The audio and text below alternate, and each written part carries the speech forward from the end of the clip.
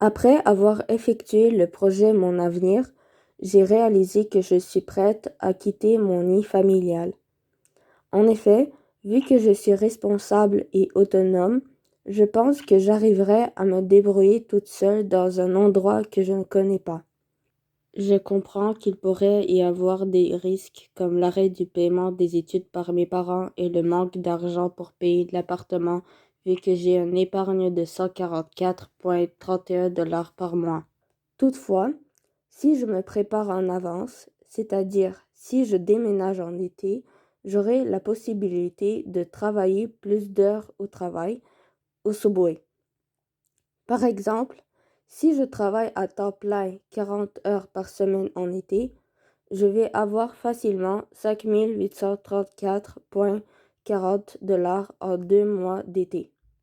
Ce qui va me donner la possibilité de collecter presque 4 sessions de cégep en enlevant mes dépenses mensuelles. Sinon, je pourrais moins dépenser dans les loisirs et les vêtements. De plus, il pourrait avoir un risque dans le coût du loyer. En effet, son montant pourrait augmenter.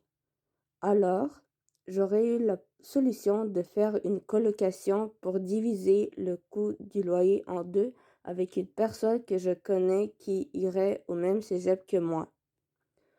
Ensuite, j'ai décidé de partir du nid familial car l'appartement se trouve beaucoup plus proche du cégep et du travail que là où je vis en ce moment.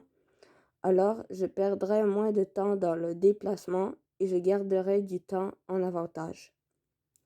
Pour ajouter, mon voisin qui a fréquenté le collège français il y a quelques années a déménagé de ses parents lorsqu'il est allé au cégep et a créé sa propre petite compagnie pendant ses études. Alors, je vais faire la même chose que lui pour ne pas être différente des autres.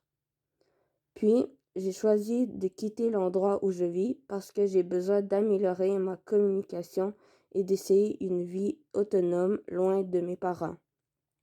Pour cela, la colocation et le milieu de travail comme Subway vont me donner la chance d'interagir avec plusieurs personnes. Aussi, en tentant de vivre indépendamment, j'aurai de l'expérience pour aller plus loin dans ma vie.